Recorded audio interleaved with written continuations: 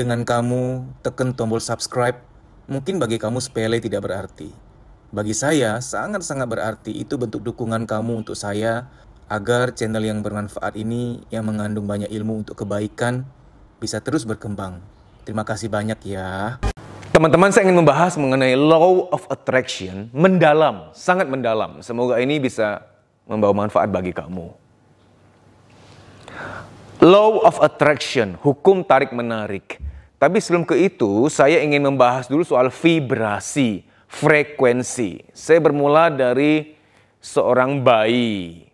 Bayi itu, kalau papa mamanya lagi cekcok, lagi perang-perangan, lagi perang dingin, atau ya perang verbal gitu ya, lagi marah-marahan, bayi biasanya tidurnya itu rewel atau tidurnya nggak nyenyak. Karena bayi itu peka vibrasi, frekuensi mood dari sekitar radius sekian kilometer.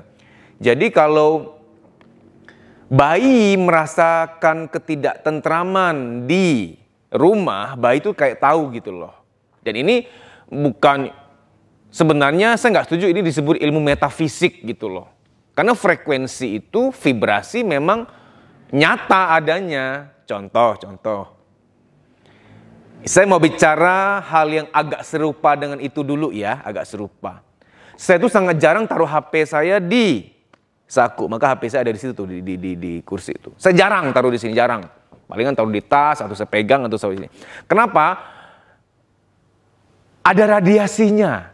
Kalau kamu pegang handphone kamu, kelihatan nggak radiasinya? Kelihatan nggak? Nggak ada. Tapi ada nggak? Ada gitu loh. Kayak angin. Pernah nggak kamu lihat angin? Nggak pernah. Tapi ada nggak? Ada gitu. Jadi ini sedikit selingan aja. Wahai laki-laki, tolong jangan sering-sering taruh HP di sini. Karena itu dekat dengan prostat. Tolong. Wanita juga jangan taruh HP di saku dada. Karena payudara itu peka radiasi. Peka, sensitif banget. Nanti terjadi gangguan hormon dan lain sebagainya lah. Radiasi HP-mu, dan HP semakin canggih itu semakin tinggi radiasinya, bahaya. Maka kalau aku telepon kadang tuh jarang aku tempelin, aku pakai loudspeaker biar agak jauhan karena radiasi jangan langsung kena ke otak. Kamu Google deh, radiasi HP itu bisa menyebabkan kanker otak. Kamu cek sendiri, biar kamu tahu bener nggak. Nah, jadi apa yang nggak kelihatan bukan berarti nggak ada. Radiasi nggak kelihatan tapi ada, angin nggak kelihatan tapi ada. Gitu. Nah sekarang, vibrasi, frekuensi.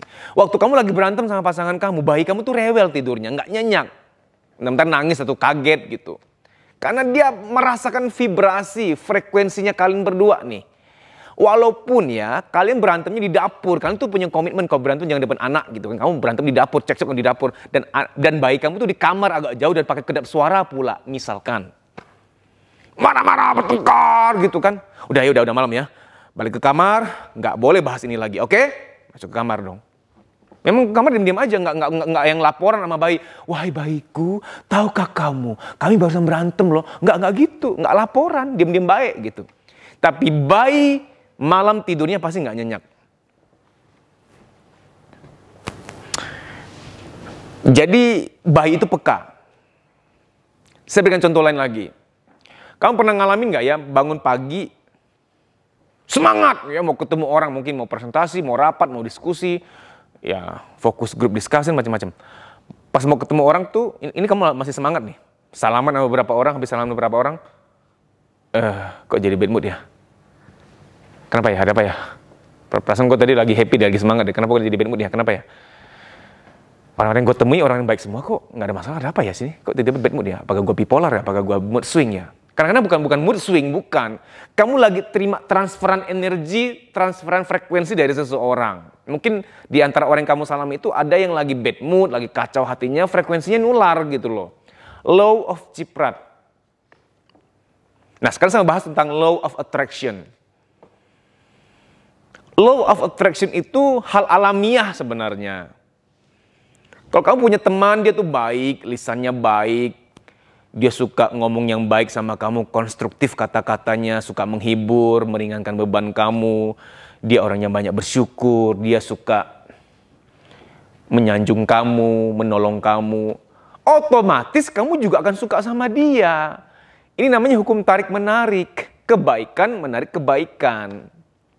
Kamu kalau lagi ulang tahun, nggak mungkin yang pertama kali kamu pikir untuk kamu undang musuh kamu, nggak mungkin banget.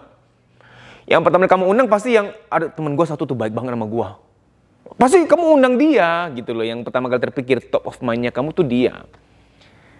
Jadi law of attraction itu nyata. Keseharian kita rasakan. Kalau kita baik sama orang itu akan baik sama kita. Ah nggak juga tuh mas, ada orang gue baikin tuh, malah nggak tahu diri. Nah itu orang yang ada masalah dengan masa lalu dia, magnet masa lalu dia itu lebih kuat dibanding magnet kebaikan kamu. Pelan-pelan ya saya bahas ya. Ini kan hidup kita ini medan magnet sebenarnya. Cuman magnet mana, kekuatan mana nih magnetnya nih? Kamu baik sama dia, tapi kalau mau diukur, andai kata bisa diukur, bisa dikuantifikasi, mungkin ya cuma segini gitu. Tapi masa lalu dia yang kelam, dia disakiti, dicampakkan, gak dianggap, kepahitan, bahkan mungkin kekerasan fisik dia alami, itu besar banget, pekat banget, kelam banget. Dan itu magnetnya kuat, magnet negatifnya gitu. Jadi sebaik apapun kamu sama kamu, dia masih terbelenggu. Jadi andai kata saya visualisasikan, ada monster oktopus yang tangannya banyak, lagi menjerat dia. Oktopus ini masa lalu dia. Dan itu menarik dia. Jadi kalau ada orang yang kamu baikin, tapi dia nggak baik sama kamu, bukan berarti law of attraction tidak berlaku. Law of attraction juga sedang terjadi, bahwa orang ini ditarik oleh kepahitan masa lalu dia. Ya. Nah, tapi yang penting tugas kita berbuat kebaikan. Lisan baik dijaga, hati baik, pikiran baik, berbaik sangka. Jangan pernah jenuh berhenti berbuat baik hanya karena kamu nolong orang terus nggak ditolong balik, jangan gitu. Lagi pula ya, Tuhan tuh maha adil. Sistem keadilan Tuhan nggak pernah bisa dikorupsikan. Kebaikanmu sekecil apapun akan kembali. Cuman kan kamu salah konsep. Kamu mikirnya kalau aku nolong si A, berarti si A balas balik aku. Bukan begitu matematika Tuhan. Kamu tolong orang, tolong aja deh, nggak usah mikir apa-apa gitu loh. Karena kebaikanmu akan kembali ke kamu sekecil apapun. Kamu nolong si A mungkin kamu anggap nggak tahu diri dia nggak tahu jasaku, dia malah sekarang musuhin aku. Kamu nggak usah khawatir. Sistem keadilan Tuhan itu nyata dan nggak bisa dikorupsikan. Kamu suatu saat akan diringankan beban kamu oleh orang yang lain. Ketika ada kesulitan, tiba-tiba ada kemudahan gitu loh. Ya, sama seperti kalau hari ini saya nolong seseorang, saya nggak boleh merasa berjasa banget, nggak boleh. Karena siapa tahu saya tuh lagi diskenariokan Tuhan untuk menolong dia, karena dia pernah nolong orang lain. Saya tuh hanya diutus untuk membalas dia. Jadi kamu nolong aja deh, terlepas dari orang itu menghargai kamu atau tidak. Ya, nah kita kembali ke law of attraction, hukum tarik menarik. Kata-kata, pikiran, perasaan. Apa yang kita ucapkan, jagalah, karena lisan kata-kata adalah doa. Apa yang kita pikirkan, jagalah, karena prasangka kita itu juga adalah doa. Pikiran kita adalah doa. Perasaan, jangan menjiwai yang enggak-enggak. Makanya orang tua zaman dulu tuh kakek nenek suka ngomong, kamu jangan mikirin penyakit mulu, nanti sakit beneran loh. Udah jangan terlalu cemas, nanti kejadian gimana. Law of attraction itu ilmu kuno sebenarnya, bukan ilmu baru. Kalau kamu tahu buku The Secret, itu kan buku yang mungkin baru muncul era-era ini kan. Tentang pembahasan tentang law of attraction itu sudah dari zaman kapan, udah ada. Cuma kita nggak tahu bahwa itu tuh law of attraction gitu loh. Jaga lisan, jangan suka berucap yang jelek. Jaga pikiran, jangan suka mikir negatif. Jaga perasaan, jangan meyakini yang enggak-enggak gitu loh. Ini kan semua hal baik gitu. Begini, saya mau lebih mendalam ya, kan di law of attraction ada visualisasi. Kita membayangkan, misalnya gue pengen punya mobil merek A, gue ngebayangin gue punya merek mobil ini nih. Wah keren ya. Dan itu katanya bisa terjadi. Apakah benar-benar akan terjadi? Enggak juga. Kenapa? Karena tergantung takdir Tuhan. Kalau gini, ada orang tertentu yang ditakdirkan Tuhan tidak boleh punya mobil balap. Nggak akan dapat, walaupun dia visualisasi kayak apa juga nggak akan dapat. Kenapa? Karena Tuhan tahu dia ini kalau punya mobil balap bahaya nih, ngebahayain nyawanya dia, bisa mati nih. Gitu. Ujung-ujungnya kita tuh bisa diamanatkan nggak gitu loh, kita bisa dipercayai nggak gitu. Law of attraction apakah selalu benar? Kalau kita mikirin sesuatu, pengen apa, terus bisa kejadian. Apakah selalu terjadi? Enggak juga. Contoh. Saya bicara yang kebalikannya sekarang. Sebelum saya bahas yang tadi. Ada orang yang nggak pernah terpikir tentang sesuatu, malah dapat. Contoh, saya bisa roadshow ke 18 kota, 19 kota.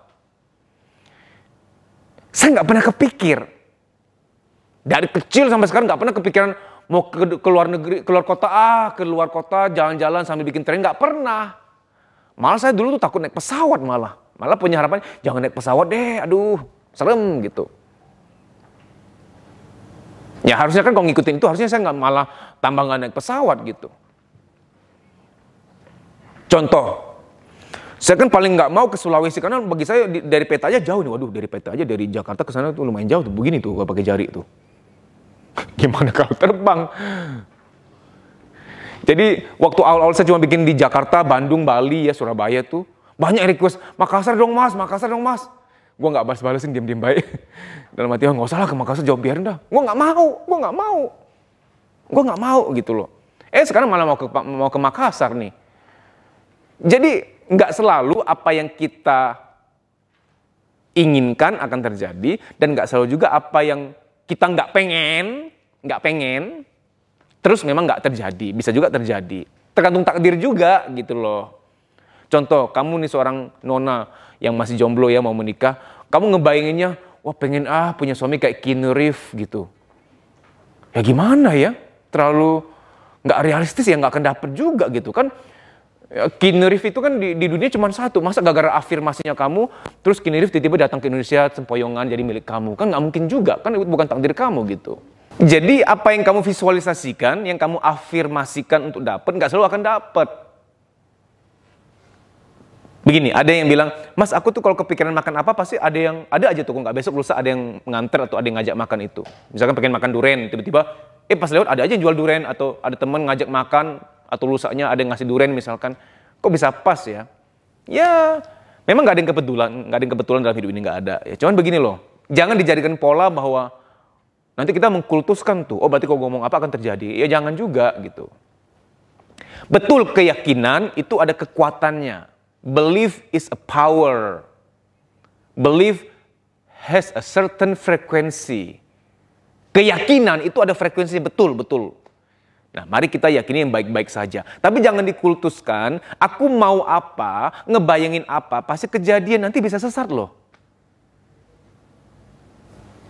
Ya, kenapa saya bilang bisa sesat? Semua ada, gini, ada area yang bisa diminta, ada area yang nggak bisa diminta. Syukur-syukur apa yang kita bayangkan, yang kita visualisasikan, itu semoga masuk ke area yang boleh diminta. Oke? Tapi ada area yang nggak boleh diminta. Itu kita mau afirmasi, jungkir balik, visualisasi juga nggak akan ketemu. Contoh. Kamu ditakdirkan untuk bermanfaat di Indonesia. Terus afirmasi, aku pengen punya manfaat di Inggris, di Australia, di Amerika. Ya boleh-boleh aja. Ya tergantung, semoga khusus kamu untuk hal itu bisa terkabul. Itu area yang boleh diminta, khusus kamu. Semoga. Tapi kalau bagi kamu, takdirnya kamu, ternyata hal ini nggak bisa diminta, berarti tidak boleh diminta. Contoh, kalau rezeki saya bukan untuk go internasional, saya meminta jungkir balik juga nggak bisa. Karena mungkin Tuhan mengamanatkan saya di Indonesia aja deh. Kalau bahasa gaulnya, lu di Indonesia aja belum kelar habis, semua mau ke luar negeri. Belagu amat kan gitu kan. Ini gue ngomong ke diri gue sendiri gitu loh. Itu banyak yang Lombok minta buka training juga belum gue kabulin gitu. Udah mau bikin luar negeri aja kan gitu tuh. Jadi kalau aku misalkan pengen go internasional, kalau emang bukan takdir Tuhan ya nggak bisa. Walaupun aku afirmasi tiap hari, Dedi go internasional, Dedi go internasional. Kalau emang bukan jalannya nggak bisa. Tapi kalau itu jalanku, aku minta bisa gitu loh. Contoh ya ini supaya lebih paham. Ada area yang kita boleh usahakan, ada area yang kita nggak boleh usahakan. Contoh, itu suami orang. Kamu afirmasi, semoga dia jadi milik gua. Ya nggak boleh lah.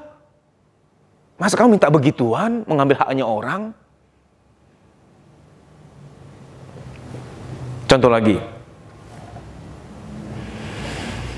Kamu punya anak, dia itu IPA, otaknya eksakta, oke? Sementara kamu lebih suka dia tuh ngambil IPS misalkan. Kamu nanti pengennya dia masuk bidang-bidang sosial aja, dia nggak usah terlalu IPA lah, nggak usah terlalu eksakta lah gitu ya. Ya nggak bisa dong. Emang otak dia tuh udah kealamiahannya memang belajarnya akan di situ, karirnya akan di situ.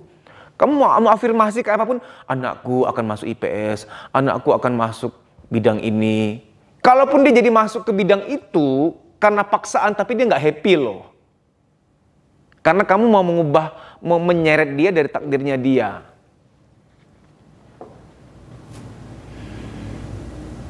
Jadi ada area yang nggak boleh diminta. Contoh lagi ya, saya mau lebih spesifik soal afirmasi. Kan di buku The Secret tuh salah satunya juga diajarkan kalau pengen punya rumah, bayangkan kamu sudah punya rumah itu. Oke. Misalkan ya, seorang Dedi ngebayangin mau punya rumah di Lombok misalkan. Ngebayanginnya udah rapi banget, tiap hari divisualisasikan punya rumah di Lombok. Tapi kalau memang bukan jalanku, Tuhan gak restui aku punya rumah di Lombok, mau kayak apa juga gak akan bisa. Walaupun visualisasinya dibuat lengkap, gak cuma di pikiran, wallpaper kamarku aku benar-benar pasangin bentuk rumahnya dan suasananya Lombok pula. Full wallpaper, persis. Gak akan dapet karena bukan jalanku. Mungkin ya, Tuhan ingin aku tetap stay di Jakarta misalkan. Biar gampang terbang kemana-mana, nggak perlu transit karena ada beberapa kota langsung direct dari Jakarta untuk melayani training misalkan. Jadi Dedi ini kalau mau minta enggak nggak bisa juga gitu. Tapi kalau aku memvisualisasikan aku sehat, aku panjang umur, nah itu boleh tuh. Dari visualisasi itu nanti aku jadi menjaga kesehatan, jadi olahraga, ngatur tidur. Nah, kalau aku memvisualisasikan punya mobil mewah, mungkin masih bisa tuh, masih boleh tuh. Tapi begitu aku memvisualisasikan mobil supercar kayak Ferrari, Lamborghini, mungkin nggak akan dikabulkan tuh. Khawatirnya malah kenapa-napa, karena mungkin aku nggak amanah kalau punya mobil gitu tuh nanti malah bahaya gitu loh. Jadi dalam membuat afirmasi tolong ada tahu dirinya juga gitu ya. Ini guyon, tapi supaya kamu lebih paham. Dedi kalau visualisasi gue seganteng Nicholas Saputra, nggak mungkin gitu loh. Nggak mungkin banget. Nggak bisa, nggak mungkin, harus tahu diri gitu loh. Jadi fisik, wajah, penampilan itu takdir. Nah, kita beda antara takdir sama nasib ya.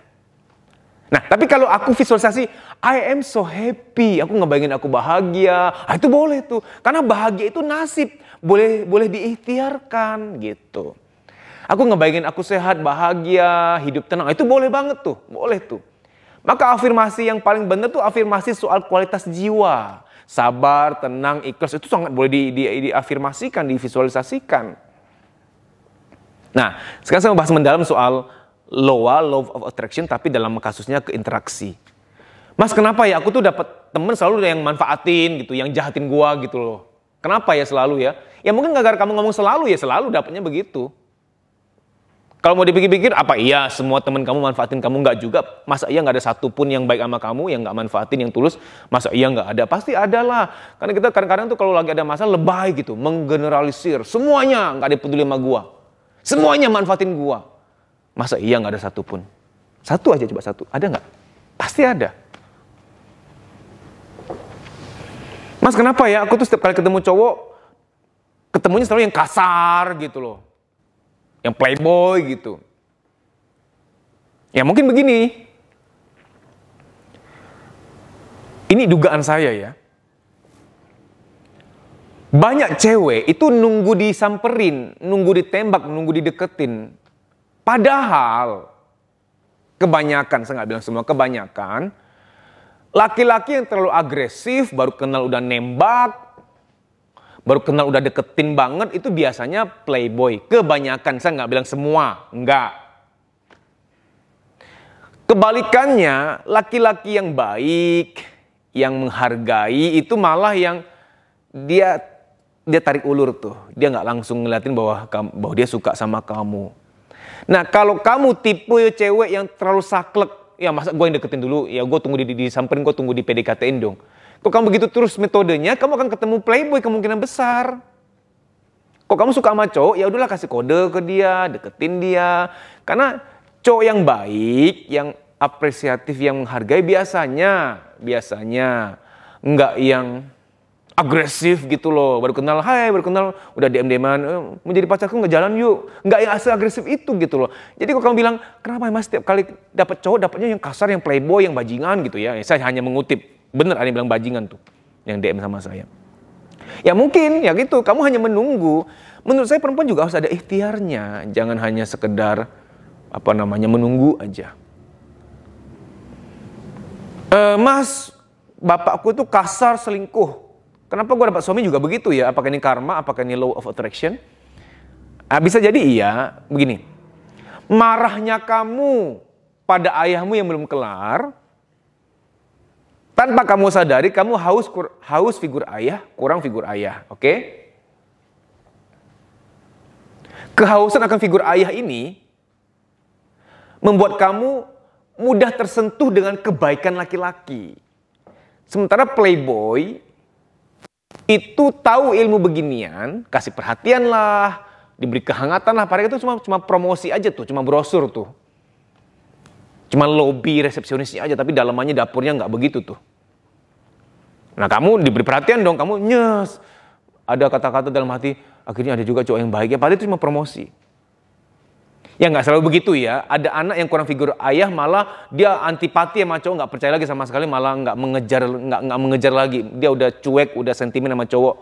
Dia nggak ada kecenderungan mudah jatuh cinta, mudah terenyuh karena perhatian. Ada juga yang begitu.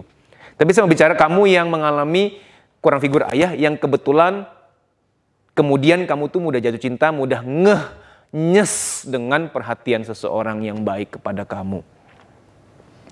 Jadi kalau ada perempuan yang dulu bapaknya itu selingkuh dan kasar, dapat suaminya dia juga model begitu, itu karena kurang figur ayahnya dia itu mendrive dia untuk kemudian mudah jatuh cinta dan nyaman dapat perhatian, sehingga dia mudah tersentuh oleh promosi-promosi gitu loh. Yang harusnya kalau figur ayahnya cukup, dia cukup stabil dalam menilai sesuatu karena dia nggak haus-haus banget gitu. Agak ngeri ya kalau nona-nona tuh menikah sama laki-laki yang seketemunya aja, yang penting dia baiklah gitu. Baiknya dia kan harus diuji nih, kita sih bukan seujun ya. Baik tuh harus diuji oleh waktu loh. Saya nggak setuju orang baru kenal 2 minggu, 3 minggu langsung kawin. Aduh, serem banget deh, serem banget. Saya kalau mau beli sesuatu aja saya tinting dari jauh-jauh hari, misalkan beli laptop, beli jam, saya tinting dulu gitu, nggak langsung yang, ya paling nggak ada pertimbangan lah, nggak langsung. Apalagi tuh pasangan hidup. Ya harus kapan-kapan bulan memantaunya, nggak bisa cuma 1 kali 2 kali gitu loh. Begini, ada yang bilang, gimana dengan ta'aruf ya? Gini, ta'aruf kan biasanya kan ya ngobrol berdua, saya begini, saya pengennya begitu, kamu bagaimana gitu kan, dengan ada saksi segala macam, dan ada CV ta'aruf gitu. Gini, saya ingin beritahu kamu soal CV ya, CV ta'aruf ya. Mungkin nggak sih orang tulis di CV ta'aruf tuh, gue tuh pemarah loh, gue tuh pejinah, gue tuh pembohong. Mungkin nggak kira-kira? Kan nggak mungkin dong.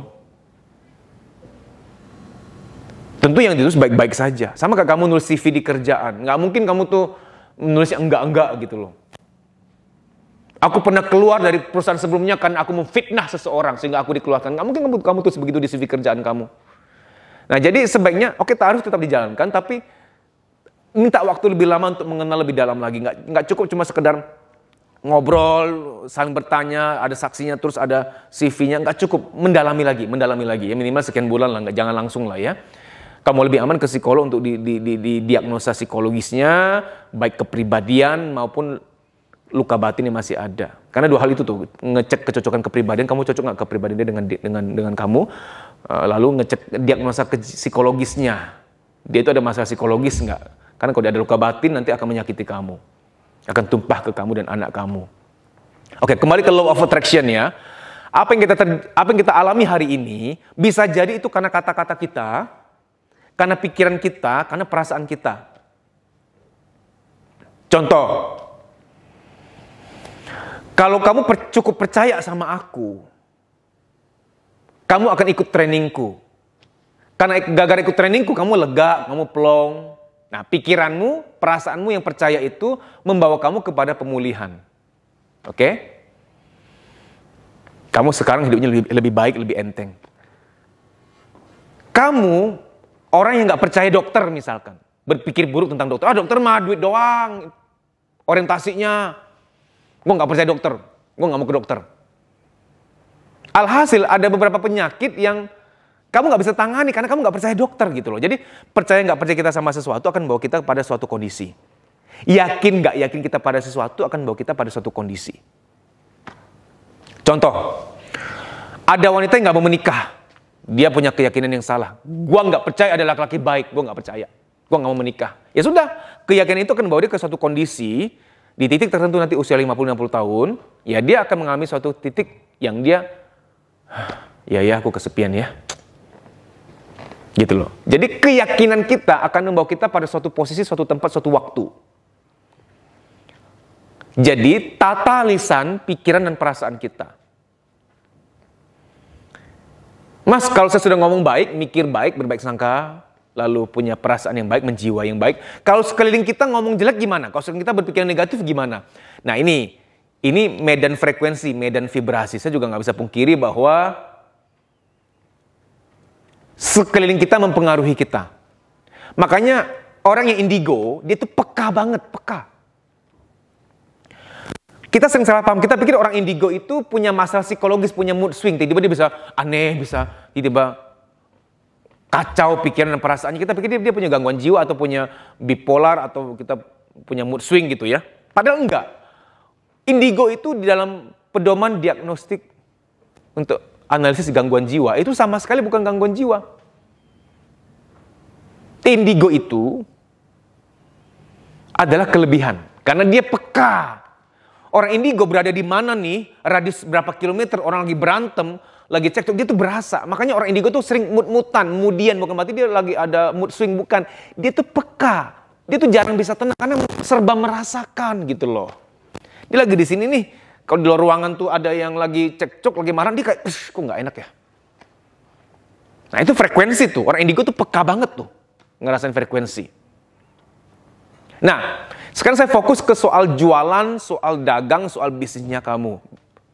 Kalau kamu waktu mau jualan, mau dagang, mau presentasi, kamu lagi moodnya lagi happy, lagi senang, berbaik sangka, kemungkinan besar jualan kamu akan laku. Kenapa? Karena orang ngerasain, enaknya kalau dia lagi ngomong tuh enak ya, rasanya enak gitu. Nah dari enaknya orang dengan kamu ngomong, dari gestur kamu, mimik kamu, semua ekspresi kamu, dia nyaman. Nah dari nyaman itulah akan belanja, akan beli sesuatu dari kamu. Ini kalau kamu seorang sales ya.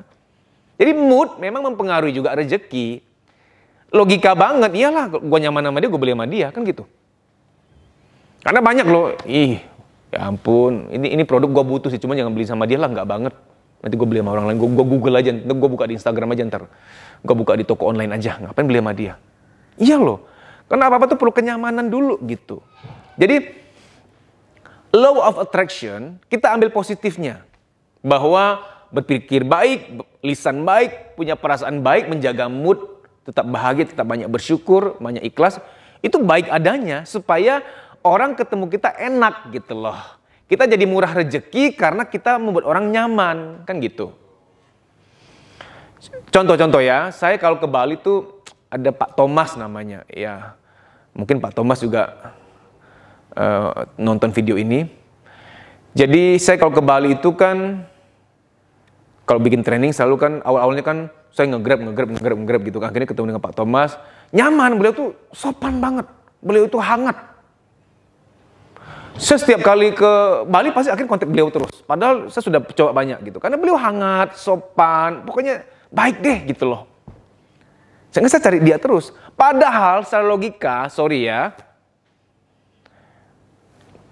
kalau pakai Avanza kan lebih gede tuh, ya kan, naruh barangnya. Nah mobil Pak Thomas tuh yang bukan Avanza gitu, yang mobil yang ya saya nggak sebut mereknya, yang mungkin agak-agak lebih kecil ukurannya. Kalau pakai logika, ngapain lu ini ngomong sama diri sendiri, ngapain lu sewa mobil yang dengan Pak Thomas kan mobilnya kecil. Ya kalau pakai Avanza kan lebih begah gitu, bisa naruh koper berapa gitu. Tapi aku nyaman sama dia gitu. Jadi nyamannya kita pada seseorang itu membuat kita akan membeli sesuatu, akan terus bekerja sama, akan terus bersahabat gitu. Ya bukan berarti milih-milih nih bersahabatnya, bukan. Kita secara alamiah kok, kita akan nyaman sama orang yang bikin kita nyaman, alamiah kok. Saya nggak perlu dididik untuk itu. Anda nggak perlu dididik untuk itu. Oh, kamu akan nyaman sama orang yang bikin kamu nyaman, nggak perlu dididik untuk itu. Kamu akan suka sama orang yang suka sama kamu, nggak perlu dididik, kita otomatis alamiah. Jadi law of attraction itu ada di alam semesta. Dan alam perasaan kita, alam pikir kita itu juga subsidiar. Itu juga turunan dari alam semesta. Jadi kalau kita bicara ngomong alam semesta itu di dalamnya ada alam perasaan, ada alam pikiran. Itu satu tuh. Alam semesta yang di langit, yang di seluruh planet, seluruh bintang ini kan alam semesta tuh. Seluruh galaksi, termasuk alam perasaanmu, termasuk alam pikiranmu, sifatnya sama. Sifatnya sama. Ada tarik menarik gitu. Alam perasaan. Kita bicara ke parenting sebentar. Anak, kalau udah kamu sakitin, dia masih mau denger nasihat kamu nggak? Dia udah nggak nyaman sama kamu. Sama papa mah nasihatin orang jago, dia sendiri begitu. Udah nggak respect gitu loh. Jadi orang tua kalau mau bisa menasihati anak, tolong jaga figur kamu di batin dia dulu. Bikin dia nyaman. Ya. Jangan anak kecil, kita nih sama teman di kantor, sama atasan, sama bawahan, sama rekan kerja nih. Kok kita udah gak nyaman sama itu orang, dia mau ngomong sebaik apapun gak mempan. Nah ini kan lagi-lagi ke hati, ke perasaan. Kita tuh gampang untuk nyaman, untuk nurut, untuk dengar seseorang karena dia sudah bikin kita nyaman duluan. Jadi law of attraction itu, when you give positive, you will receive positive. When you help, you will be helped. Barang siapa memudahkan akan dimudahkan. Barang siapa menolong akan ditolong. Barang siapa membahagiakan akan dibahagiakan. Barang siapa menyayangi akan disayangi. Itu kan hukum. Hukum yang alamiah banget gitu loh. Jangan berpikir, wah gue udah sering membahagiakan banyak orang mas. Tapi gue gak dibahagiakan balik. Sabar dong. Gak ada kebaikan yang sia-sia. Suatu saat lihat ketika kamu ada kesulitan, tiba-tiba ada kemudahan. Habis kita mikirnya gini sih, kalau nolong si A, balasan harus dari si A gitu. Padahal Tuhan kan nggak gitu cara kerjanya. Kita nolong si A, si Z yang nanti nolong kita. Bagi kamu yang merasa kebaikan kamu sia-sia, kamu tuh pelupa aja kali jangan-jangan. Kebaikan kamu udah kembali ke kamu, tapi kamu nggak ngeh. Contoh. Bahwa kemarin bulan lalu kamu harusnya sakit kan, kemudian dicegah nggak jadi sakit, kamu nggak tahu rezeki yang kayak begini nih, kamu kan nggak ngeh gitu loh. Bahwa kamu, misalkan contoh ya, bahwa 2 bulan lalu yang harusnya sakit parah, tapi malah nggak sakit, terhindar dari sakit, Tuhan jagai kesehatan kamu. Yang begini-begini ini, yang harusnya sakit nggak jadi sakit karena dijagai, ditolong, kan kita nggak ngeh nih. Rezeki-rezeki penghindaran kalau bahasa saya, rezeki penghindaran. Dihindarkan dari sakit, dihindarkan dari kecelakaan, dihindarkan dari musibah. Yang gini-gini mari kita tahu gitu loh. Dedi yang sering terbang keluar kota, 18 kota, bayangin. Kadang-kadang saya mikir pengen di Jakarta aja lah gitu, cuman orang pada nge-request terus tuh. Saya yakini sudah terhindar dari banyak kecelakaan, saya yakini itu. Dan itu rezeki. Jadi seorang Dedi tuh nggak boleh protes begini. Gue udah baikin dia nggak balas gue. Jangan-jangan gue udah dibalas sama Tuhan, udah dikasih reward, udah dijagai dengan rezeki yang lain. Cuman gue nggak sadar kan.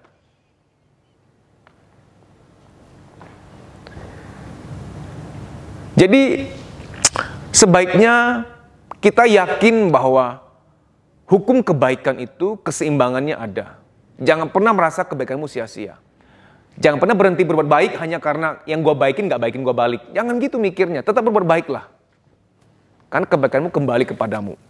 Jadi law of attraction itu ringkasannya begini. You will receive what you say. You will receive what you think. You will receive what you feel. Apa yang kamu omong, apa yang kamu pikir, apa yang kamu rasa akan kejadian. Akan kamu terima berupa kebaikan. Apakah selalu? Tergantung takdir. Kalau saya minta rezekiku banyak, lancar rezekiku, amin. Itu kemungkinan besar terjadi. Rezeki kan bisa diikhtiarkan, bisa diupayakan.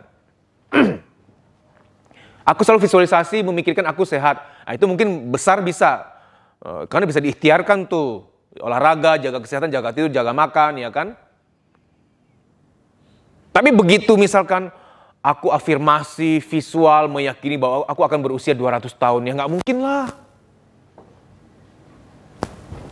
Jadi hal yang sifatnya takdir itu nggak bisa kita minta gitu loh. Tapi kalau kamu afirmasi visual mengatakan banyak orang suka sama aku, banyak orang menghargai aku, itu mungkin masih bisa. Karena dari visualisasi itu nanti jiwa kamu bekerja sistemnya untuk membuat kamu jadi personality yang hangat, yang baik. Sehingga otomatis disukai gitu. Soal jodoh masih bisa. Aku segera ketemu jodohku tahun ini. Mungkin masih bisa. Karena itu bisa diminta tuh. Tapi ada ibu-ibu lagi hamil. Udah hamil tua malah. Berdoa gitu. Semoga laki-laki, semoga perempuan. Ya nggak bisa lah. Janin seminggu pun udah jelas jenis kelaminnya. Walaupun belum bisa di USG ya. Kamu tanya semua dokter kandungan. Bener nggak jenis kelamin itu bisa berubah karena sesuatu terus berubah, yang tadinya laki-laki terus jadi perempuan? Ya nggak mungkin, nggak bisa. Nah, soal jenis kelamin nggak bisa diminta, kecuali kalau kamu belum menikah, belum hamil, ya itu silakan diminta. Kalau sudah hamil jangan sembarang ngomong, terjadi penolakan dalam kandungan nanti. Dia cowok tapi dimintanya cewek atau kebalikannya. Oke, sebagai kesimpulan, law of attraction, hukum tarik menarik. Kamu mikir apa, ucap apa, merasa apa, hati-hati. Karena itu bisa membentuk, bisa menjadikan, bisa menarik sesuatu.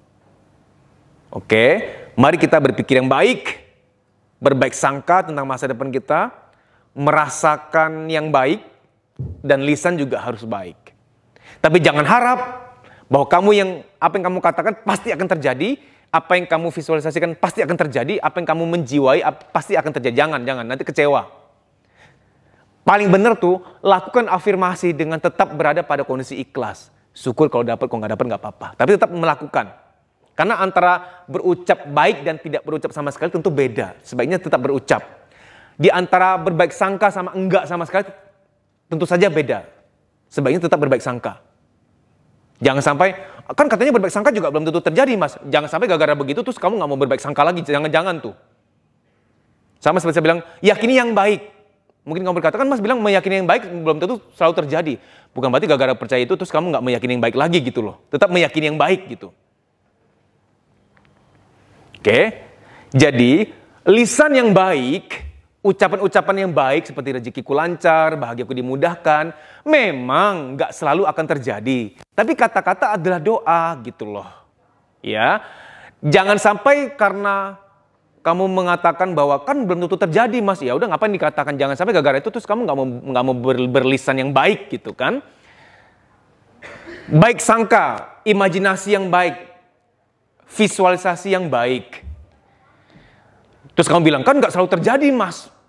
Jangan sampai karena mengatakan baik sangka atau visualisasi yang baik itu nggak selalu terjadi terus kamu nggak mau lakukan. Oke? Keyakinan, kan saya bilang di awal, kan law of attraction berkaitan dengan keyakinan. Yakini yang baik, jangan menjiwai yang enggak-enggak. Jangan menjiwai sakit, jangan menjiwai miskin, jangan menjiwai sial, nanti kejadian beneran. Menjiwailah yang baik, menjiwai hidupku beruntung, menjiwai urusanku dilancarkan. Jiwailah bahwa kamu bahagia masa depan kamu ini. Jiwai yang baik-baik aja. Tapi kan saya bilang tadi, tetap menjiwai yang baik-baik, ya. Tapi diseimbangkan dengan ikhlas. Kalau nggak terjadi, toh nggak apa-apa. Begitu tuh, oke? Karena nggak selalu terjadi juga apa yang kita jiwai akan terjadi. Tapi jangan sampai gara-gara saya ngomong gini, terus kamu bilang berhubung nggak selalu terjadi juga mas, ngapain gue menjiwai yang baik? Bukan begitu ceritanya. Sama kayak olahraga itu kan menyehatkan. Tapi ada orang olahraga malah nggak tambah sehat. Apakah dengan gara-gara fakta ini terus ngapain olahraga juga? Wong ada yang olahraga nggak sehat? Ya nggak bisa begitu dong. Apa yang baik lakukan, tugas kita kan melakukan yang baik gitu. Oke, jadi bagi kamu yang pernah baca buku The Secret, Law of Attraction, dia mengajarkan hukum vibrasi, frekuensi. Katanya apa yang kita ucapkan akan terjadi, ya. Apa yang kita pikirkan akan terjadi. Apa yang kita rasakan akan terjadi. Ternyata tidak selalu juga. Kalau kamu mikirin sesuatu yang di luar takdir kamu itu nggak bisa tuh. Ya, kalau kamu mengucapkan sesuatu yang bukan rezeki kamu nggak bisa juga tuh. Kalau kamu menjiwai meyakini sesuatu yang bukan bagian kamu nggak bisa juga tuh. Nah, berhubung kita nggak tahu mana yang boleh aku minta, mana yang enggak. Ya tugas kita minta aja. Tapi sambil minta, sambil punya keikhlasan. Kalau nggak dapat nggak apa-apa. Karena beda orang, beda batasan. Contoh. Dedi mungkin rezekinya tidak akan dapat mobil supercar. Bukan karena Tuhan nggak maha besar, Tuhan nggak maha kaya. Enggak, Tuhan mah bisa aja kasih aku supercar, Lamborghini, Aventador. Bisa kasih mewah-mewah gitu bisa. Tapi mungkin aku ditakdirkan untuk tidak boleh punya itu. Jadi aku mau afirmasi jungkir balik juga nggak bisa tuh. Oke? Tapi kamu yang sedang nonton ini, siapa tahu kamu memang di area itu. Takdir kamu boleh dapat itu, kamu boleh minta. Contoh lagi. Kalau aku afirmasi atau visualisasi membayangkan aku akan tinggal di London di Inggris. Kalau Tuhan gak meridoi aku di sana, visualisasi kayak apa sampai jungkir balik juga gak akan dapat. Sampai visualisasi itu dilengkapi dengan hal fisik. Sampai wallpaper kamar aku tempelin suasana London, Inggris gitu. Tetap gak bisa. Karena Tuhan gak restu. Gak ridoin ke sana. Tapi bolehlah aku tuh afirmasi, visualisasi jalan-jalan ke sana. Tetap boleh. Oke. Setiap orang itu ada batasan. Apa yang dia boleh minta, apa yang dia gak boleh minta. Oke. Contoh ada sesuatu harta namanya A. Harta ini boleh mobil, boleh rumah, apapun lah. A. Oke. Untuk minta A bagi Dedi mungkin nggak boleh. Karena akan membahayakan atau mungkin nggak amanah atau mungkin nggak cocok. Atau mungkin gara-gara punya itu nggak keluar kota lagi tuh. Asik-asik aja di Jakarta. Tapi bagi kamu minta A boleh. Paham kan? Ini perlu saya jelaskan karena pembaca buku The Secret nggak dikasih tahu ilmu begini nih. Karena di The Secret cuma dikatakan mintalah, omongin, visualisasikan, bayangkan akan terjadi. Ah, ini bahaya nih. Nanti kamu akan kecewa. Nggak bener tuh. Ambil positifnya, kan dia mengajarkan lisan harus baik, ucapkan yang baik. Aku beruntung, hidupku dimudahkan, banyak rezeki. Itu kan baik. Lakukan dong, itu kan kebaikan. Berbaik sangkalah, mikir yang benar gitu kan. Yakini bahwa kamu layak, kamu pantas dapat mobil mewah, punya rumah mewah. Itu baik, mengajarkan keyakinan, mengajarkan berjiwa besar, baik gitu. Tapi saya mau seimbangkan dengan, tolong ketahui ada rezeki tertentu, spesifik, dan di orang tertentu diminta sampai jungkir balik juga nggak akan dapat. Contoh,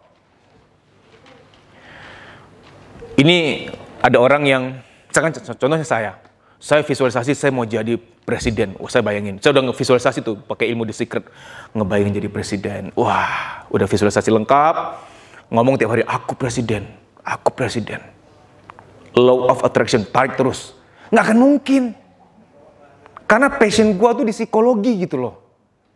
Gue tuh nggak tegaan orangnya, sementara presiden harus agak tega nih. Gue tuh nggak tegaan. Aku jadi tukang sunat aja nggak amanah nih. Mau potong, aduh nggak tega, jangan potong deh. Aku jadi dokter bedah juga nggak amanah karena aku nggak tegaan orangnya. Jadi Dedi memvisualisasikan jadi presiden nggak akan kejadian, gue yakin. Karena gue tahu jalan hidup gue nggak cocok jadi pemimpin, cocoknya jadi konselor, trainer. Jadi visualisasimu, lisanmu dalam menarik sesuatu nggak selalu terjadi. Oke? Jadi kesimpulannya, law of attraction itu nyata. 3 hal, kata-kata, pikiran, perasaan. Tetaplah ucapkan yang baik, seperti rezekiku lancar, customerku banyak, produkku ludes, habis. Omongin yang baik, silahkan. Pikiran, ngebayangin yang baik-baik, masa depanku indah.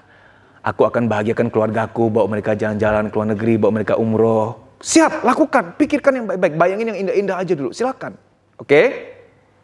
Perasaan. Kamu Buang rasa marah kamu. Di The Secret tuh diajarin baik loh. Jangan marah sama orang. Nanti dunia akan marah sama kamu. Itu benar. Itu ilmu psikologi tuh sebenarnya tuh. Kamu kalau kesel sama orang, nanti akan ada orang yang kesel sama kamu. Padahal nggak ada hubungannya. Si A, si B, kamu kesel sama si A, sama si B. Nanti si X sama si Y yang kesel sama kamu. Karena ketika kita marah, akan ada marah lain yang akan kembali kepada kita. Bounce back. Echoing. Itu kan hal yang baik, lakukan. Karena nggak cuma kata-kata adalah doa, pikiran adalah doa, perasaan pun adalah doa. Jadi doa tuh mesti lengkap tuh. Nggak cuma lisannya berdoa, tapi yang lain nggak berdoa tuh. Jadi doa tuh kita harus lebih luas, nggak cuma sekedar yang formalitas yang kita harus berlutut, harus membersihkan diri. Doa yang sesungguhnya tuh pikiran kita adalah doa juga. Oke? Menerapkan law of attraction itu memang memperbaiki rezeki. Tapi jangan sampai melupakan pemberi rezekinya. Karena ada orang yang saking belajar ilmu tertentu, mendalami ilmu tertentu, dia lupa sama yang pemberi ilmu itu. Contoh-contoh ya. Contoh ini sederhana banget. Ada ilmu yang sederhana banget. Kalau kamu berdiri di hujan, kamu akan basah. Ini kan ilmu yang sederhana banget. Jangkauan air akan basah. Oke? Nak, jangan hujan-hujanan, nak. Nanti sakit, masuk angin. Kan itu ilmu tuh, oke? Jangan sampai saking mempelajari semua ilmu tentang sakit, tentang hujan, sampai lupa bahwa siapa yang memberikan hujan. Ngerti kan maksud saya kan? Nah, semua ilmu yang ada dalam law of attraction itu adalah bagian dari ilmu agama sebenarnya. Diajarkan berbaik sangka, kan di agama ada. Lisan harus baik, kata-kata adalah doa. Tuhan tidak akan mengubah hasil suatu kaum sampai kaum itu mengubah apa-apa pada diri mereka. Mengubah apa-apa pada diri mereka. Itu sebenarnya itu apa-apa itu adalah pikiran, perasaan, ikhtiarnya gitu loh. Jadi jangan sampai semua ilmu kebaikan yang di buku The Secret itu yang sebenarnya adalah turunan juga dari ilmu agama, sampai-sampai kamu melupakan agamanya sendiri gitu loh. Paham ya maksud saya ya?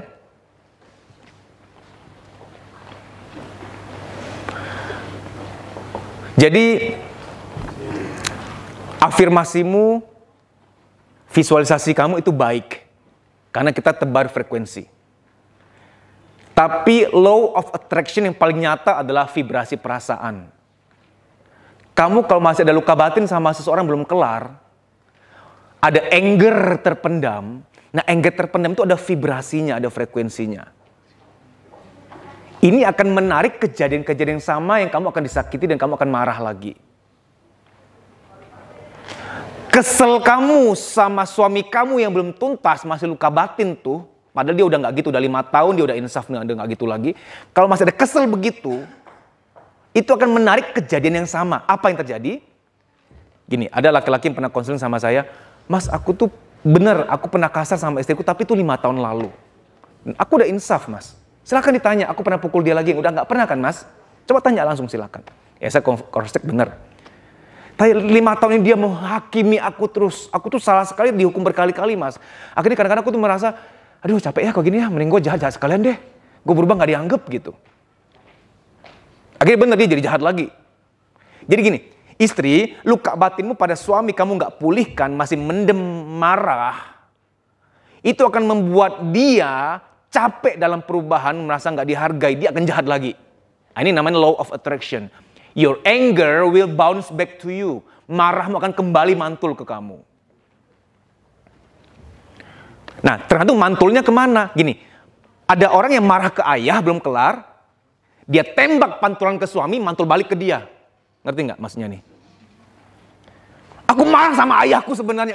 Kenapa sih dia mengkhianati ibuku? Ini kamu belum kelarin, kamu udah keburu menikah nih. Nah, marahmu sama ayahmu, harusnya kan kamu tembak ke ayahmu juga, tapi nggak boleh kan, kita nggak boleh marah sama orang tua, nggak boleh. Papa kurang ajar ya, nggak tahu diri. Mama udah baik gitu, papa masih pergi sama kuntilanak. Kan nggak mungkin begitu. Tapi akhirnya apa? Tanpa kamu sadari, kamu kalau marah ke suami itu berlebihan. Kamu tuh lagi serang suami kamu atas kesalahan ayah kamu. Dan itu akan mantul ke kamu. Suami kamu sebaik apapun, S3 psikologi sekalipun, dari ganteng sampai jelek dia kuliah psikologi, udah katam psikologi. Kalau kamu serang terus, hal sepele kamu marah-marahin, the anger will come back to you. One day dia akan, gue lelah Mas sama istri gue, Mas. Ini ada mincit lebih menghargai gue. Gue udah 6 tahun sama istriku, udah berharap dia menghargai, tapi dia masih begini. Apa boleh buat, Mas? Ada seorang wanita yang lebih menghargai aku. Aku mas cuma taruh ikat pinggang salah. Dimarahin berlebihan. Selalu ngomongnya, kamu tuh ya selalu gak peduli begini-beginian. Bikin gua repot. Ya elah mas, cuma ikat pinggang doang gitu. Itu pun aku gak sengaja lagi capek pulang gak inget. Aku kan laki-laki kan pelupa kan mas gitu loh. Iya laki-laki itu kebanyakan pelupa. Ulang tahun aja kan bisa lupa kan apalagi yang lain. Jadi wahai wanita yang masih ada marah sama masa lalu kamu, jangan menikah dulu, kamu harus bebenah dulu deh. Nah ini yang disebut law of attraction. Sedih-sedihmu di masa lalu, kamu nggak kelarin, akan ada sedih-sedih berikutnya. Contoh dalam pertemanan di kantor. Kamu pernah dizolimi sama teman kamu satu orang, difitnah, dijatuhin. Kamu masih mengkel, tapi kamu belum ikhlas. Kamu pindah ke kantor baru, rasa keselmu ini kalau kamu belum kelarin, tanpa kamu sadari kamu punya sedikit perangai aneh yang kamu sendiri nggak ngeh, orang lain yang ngeh. Kok dia aneh ya? Orang baru itu kok aneh ya? Akhirnya orang-orang menjauhi kamu. Lalu kamu salah paham.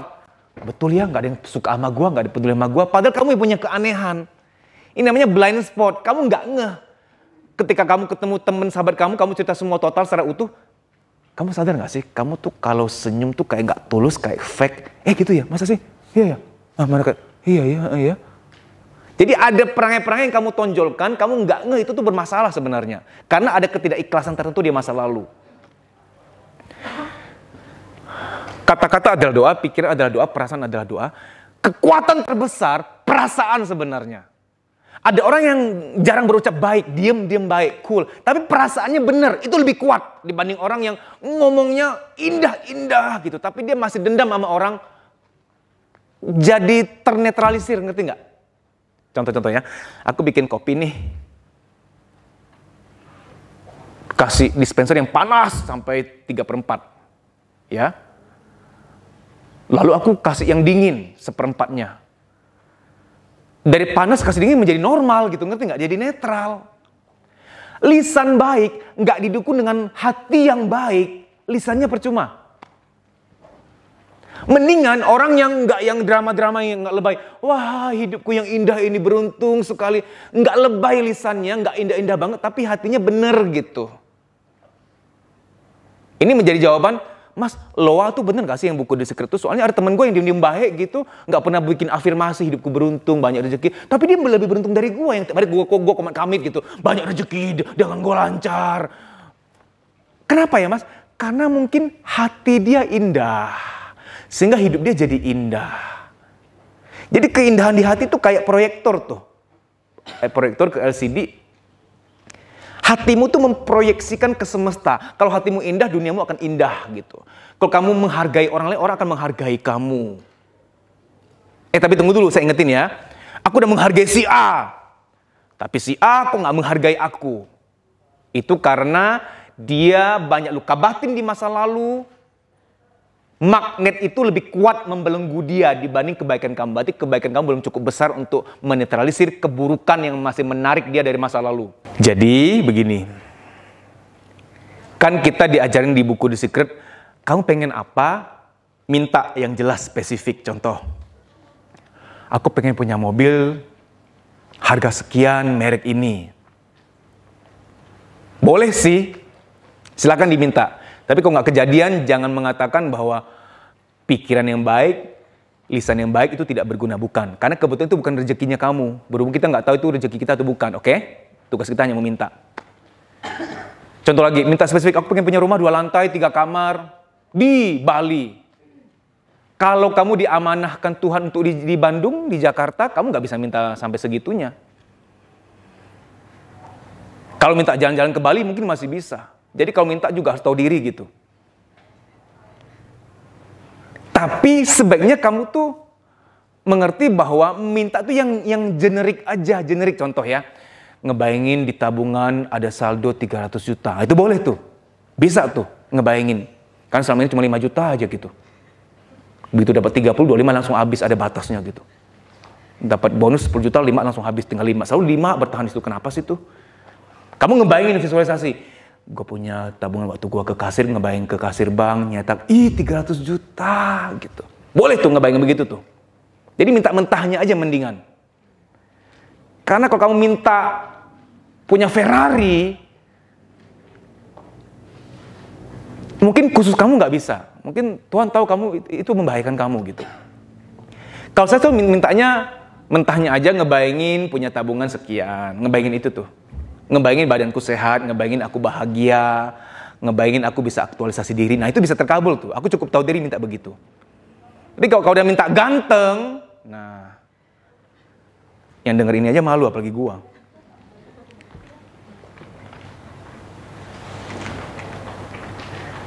Jadi bedakan mana takdir, mana nasib ya. Baik, demikian video ini, semoga bermanfaat. Tarik yang baik, tapi yang baik tertentu nggak selalu milik kamu. Oh, orang lain juga bisa, masa gue nggak bisa, Mas? Ada orang punya rumah 5 lantai pakai lift dia. Masa gue nggak bisa? Jangan ngomong gitu loh, serem loh. Kamu nggak dikasih rezeki serupa, bukan berarti Tuhan nggak maha besar, bukan berarti Tuhan nggak sayang kamu. Justru khusus kamu, Tuhan terlalu sayang. Kamu kalau dikasih begitu, kamu akan congkak. Oke, demikian ya. Semoga dimudahkan bahagiamu, dilancarkan semua urusanmu. Amin. Training yang diberikan benar-benar berbeda, full dengan pendekatan terapi psikologis. Dedi Susanto sangat meyakini bahwa di saat seperti ini, motivasi saja tidak cukup, sangat membutuhkan terapi psikologis. Orang yang banyak beban kehidupan dan yang menyimpan banyak kesedihan terpendam dari masa kecil tidak akan mengalami perubahan apa-apa apabila hanya dimotivasi saja. Sangat memerlukan terapi psikologis. Terapi psikologis akan membawa perubahan yang sangat luar biasa. Sehingga basic dari training yang Dedi Susanto sering selenggarakan selalu dipenuhi dengan terapi-terapi psikologis yang melegakan batin. Batin yang lega akan berdampak sangat positif pada kebahagiaan, kesehatan, dan rezeki.